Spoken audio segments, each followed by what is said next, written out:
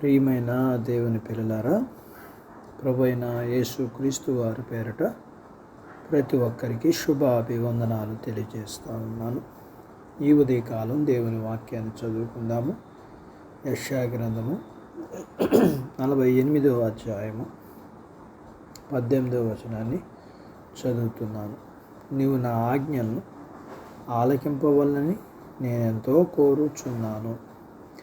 ఆలకించని యెడల నీ క్షేమము నది వలెను, నీ నీతి సముద్ర తరంగముల వలె నుండును.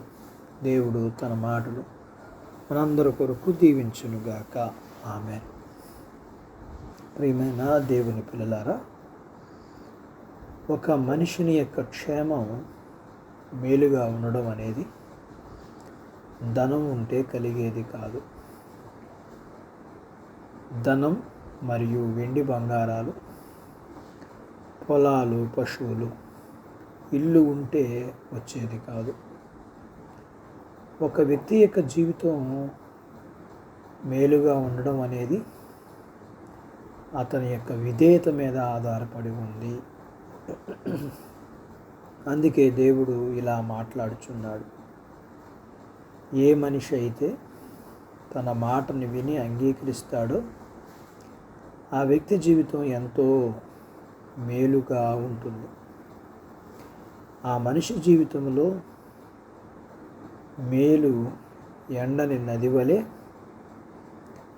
ఆగని సముద్రపు అలల వలె ఉంటుంది అని ఆయన వర్ణించటాన్ని చూస్తూ ఉన్నాం. దేవుని మాటను విని అంగీకరిస్తే దీర్ఘాయువు, సుఖముతో కూడిన జీవితం కలుగుతుంది. మీకు ఒక వ్యక్తిని జ్ఞాపకం చేస్తాను. సిరియా దేశపు సైన్యాధిపతి అయిన నయమాను. ఇతడు దేవుని మాటను విని అంగీకరించాడు. ఇతనికి కుష్ఠరోగం ఉంది. తను ఎన్ని ప్రయత్నాలు చేసినా తగ్గలేదు. చివరికి తన ఇంట్లో పనిచేసే బానిసైన ఇశ్రాయేలు దేశపు పనిపిల్ల చెప్పినట్లుగా మా ఊరిలోని పాస్టర్ గారి దగ్గరికి వెళ్తే ఆయన ప్రార్థన చేస్తే తగ్గిపోతుంది అని చెప్పిన దానిని బట్టి ఆయన దేవుని సేవకుని దగ్గరికి వెళ్ళినప్పుడు ఆ దేవుని సేవకుడు చెప్పినట్లుగా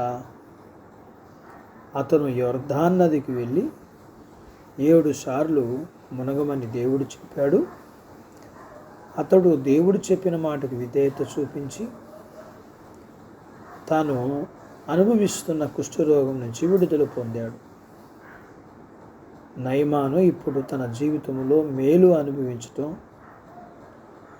మనం విన్నాము. వాక్యం వింటున్న నీ సంగతి, నీ జీవితంలో ఏ విషయంలోనైనా మేలు, క్షేమము నీ జీవిత కాలమంతా నీకు కావాలంటే అది వచ్చేది కాదు. దేవుని మాట విని లోబడితే, విధేయత చూపిస్తే మేలు నీకు కలుగుతుంది. దేవుని మాట విని అంగీకరించి నీవు కూడా మేలు పొందాలని ఆశిస్తూ ఉన్నాను. అట్టి బాధ్యత దేవుడు నీకు దయచేయునుగాక. ఆమేన్. ప్రార్థించుకుందాం. మమ్మల్ని మిక్కిలిగా ప్రేమించిన మా ప్రియ పరలోకపు తండ్రి, మీ పరిశుద్ధ నామమును బట్టి మీకు వందనాలు చెల్లిస్తూ ఈ యొక్క ఉదయకాల సమయంలో మా జీవితాల్లో మేలు, క్షేమము అది ఎలా కలుగుతుందో మీరు మాకు తెలియజేశారు. సిరియా దేశపు సైన్యాధిపతి అయిన నయమాను తను కలిగి ఉన్న భయంకరమైన రోగము, నెమ్మదిలేని పరిస్థితులు, తను మీ మాటకి విధేయత చూపించి యొర్దాను నదికి వెళ్ళి 7 సార్లు మునిగినప్పుడు అతని జీవితంలో తాను అనుభవిస్తున్న వ్యాధి అంతటి నుంచి, అవమానం అంతటి నుంచి, దుఃఖమునంతటి నుంచి తను విడుదల పొందగలిగాడు. తన జీవితకాలం అంతా అతనికి క్షేమము, మేలు తను పొందగలిగాడు. వాక్యం వింటున్న మీ పిల్లలు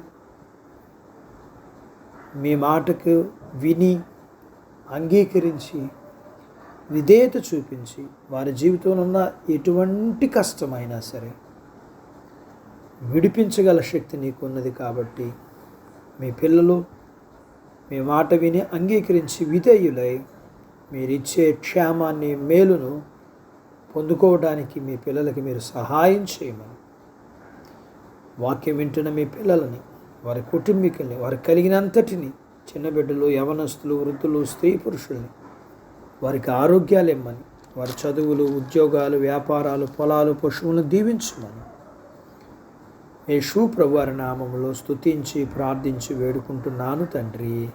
ఆమేన్. దేవుడు మిమ్మల్ని దీవించునుగాక. ఆమేన్.